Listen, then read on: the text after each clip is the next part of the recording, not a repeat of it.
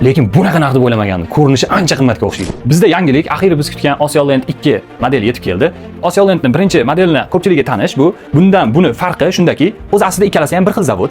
Kachito, ya'ni sifat bir xil. Hattoki ko'rinish jihatdan ham 80% bir-biriga o'xshash. Faqatgina ikkita mexanizmda farqi bo'ladi. Birinchisi bu, eski modelimizda dars qilish stol yuzasi to'liq holatda 50 gradusgacha naklon bo'lib qotirib qo'yilsa yonidan.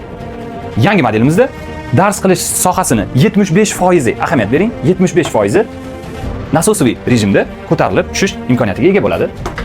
Buni bizga qulaylik tomoni shundaki, bu yoq tomonda tekst turadigan joyda bemalol podstavkani, xohlagan o'quv qurolini, ruchka bo'lsin, kitob, planshet, xohlagan o'quv quroli, hattoki svetilnikni ham tekst turgan holatda bu yoq qismini ko'tarib, chizish, o'qish yoki bolaga qulay bo'lgan dars muhitini yaratib berish mumkin.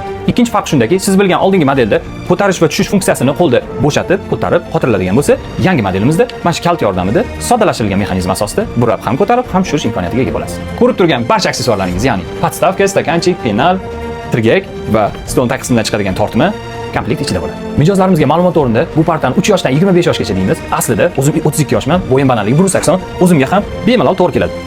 Eng asosiy fishkalardan biri shuki, stol va stul 200 kilogacha yukni ko'tara oladi va ortopedik stulimizning yumshoq qoplamalari istalgan paytda yechib, tozalab, yana boshqatdan taqib ishlatsa bo'ladi. Lekin bunaqa narx deb o'ylamagandim. Ko'rinishi ancha qimmatga o'xshaydi.